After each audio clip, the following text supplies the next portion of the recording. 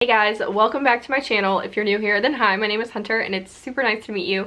In today's video, I am giving you guys some ways to relieve anxiety. I want to put this disclaimer in here that I am not a professional. I am not trained in any way, shape, or form to treat anxiety, to diagnose anxiety, or anything of that shape or form.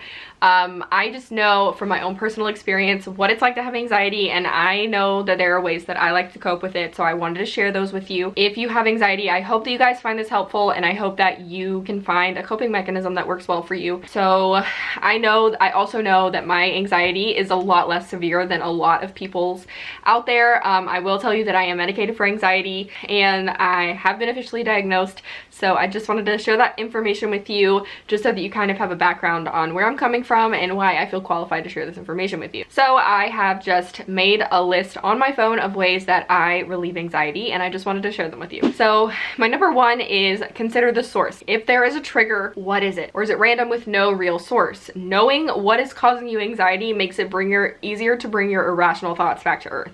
I know sometimes if I skip a day by accident of my medication, then I feel super anxious the next day, and I hate the way that it feels, but I'm sitting there being super anxious, and obviously there are ways that my body reacts to anxiety that I can't control. However, thinking about why I feel the way that I do sometimes can make it easier for those anxious thoughts to not necessarily go away, but it makes it easier for me to be able to control how my body reacts to it. So that's kind of a way to look at it. I know that a lot of anxiety symptoms don't necessarily have specific triggers, and it's really different for every person, but I just wanted to let you know that if there is something that causes the triggers, you know, your anxiety, it's good to verbalize it, to say it out loud, to recognize what it is, so that way you can kind of overcome that a little bit faster.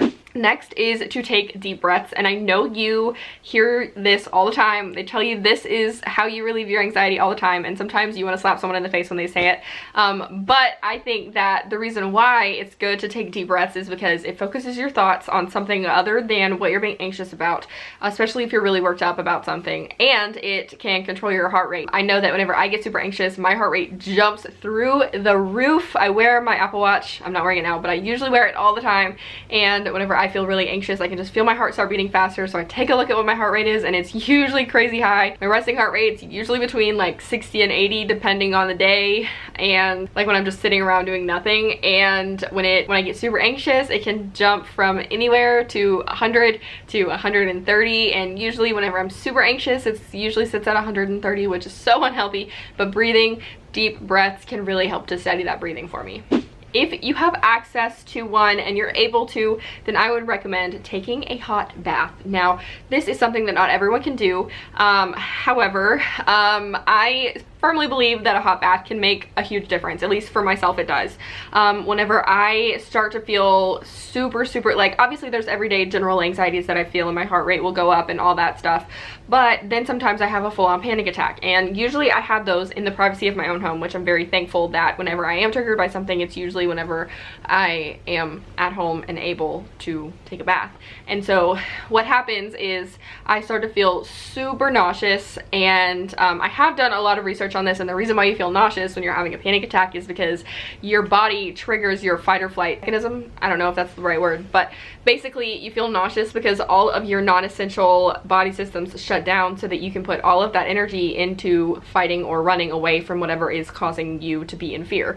And in this case, there is nothing that you are trying to run away from or fight, so you feel really nauseous because your digestive system shuts down, so it's not really doing anything. So that can cause you to feel really nauseous, and then it also makes me shake a lot because it increases your adrenaline, and you got to get rid of that energy somehow, so your body starts shaking, and that's what happens to me a lot of the time. So taking a hot bath can make me feel calmer. I usually will sit like in the fetal position, but like sitting up, so I'll like sit with my knees like right here, and I'll have like my head in between my knees, and it like scrunches up my stomach so it feels less nauseous. And I don't know if that actually is scientific or not, but that's what happens for me. And then I also just let my feet run under hot water because it makes me stop shaking. And then then I put this thing on here to read a book, make a cake, make dinner, lunch, breakfast, go for a run, open the windows, clean your house. Anxiety is usually associated with lots of energy that needs to be released. Like I said, you have a lot of adrenaline, so if you don't have access to a bathtub, then you can literally just run around your house doing stuff, just getting rid of that adrenaline. Usually it's just a lot of pent-up energy, and you feel a lot better once you've like released that energy into something else. That doesn't work for everyone, but it works for me. So, and then my last two they kind of go hand in hand. One is to invest in a weighted blanket. I felt super anxious the other night, and so I asked Mason. I lay down in the bed in like the fetal position, and because I was comfortable and I didn't want to get up, I asked him if he would get me my blanket, and I have a weighted blanket, and it's 15 pounds. And they are a little pricey, especially for a blanket, but I honestly think that they're so worth it. They're worth every penny. I got this one for Christmas, so I didn't actually pay for it, but I would have paid every penny for it, and I will link a couple of good ones down below. I'll try to find mine down below, but my mom got it for Christmas, so I'm not entirely sure where it's from, because it doesn't have like a label. It was just from Amazon, but I'll find some for you.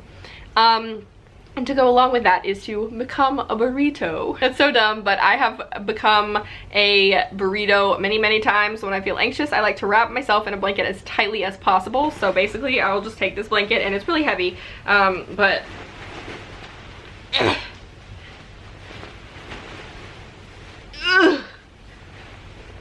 I'll just put a pillow on my head, and I'll wrap it around my body as tightly as I can make it.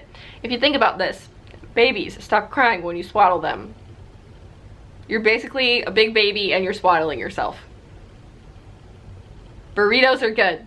Think about burritoing yourself. Think about swaddling a baby, and you might feel better. This is not scientific at all, but it helps me, so it might help you. And if you don't have a weighted blanket, then you can just use a regular old blanket. Sometimes that helps. You just wrap yourself up tightly. The pressure will make you feel good. I promise. Anyway, that's all I have for today's video. If you guys enjoyed it, if it was helpful at all, then please be sure to give this video a thumbs up and subscribe down below. Be sure to let me know what kinds of other videos you'd like to see from me on this channel. And did I already say subscribe? I don't know. You can also follow me on Instagram if you want. Anyway, that's all I have, so I'll see you guys next week. Bye.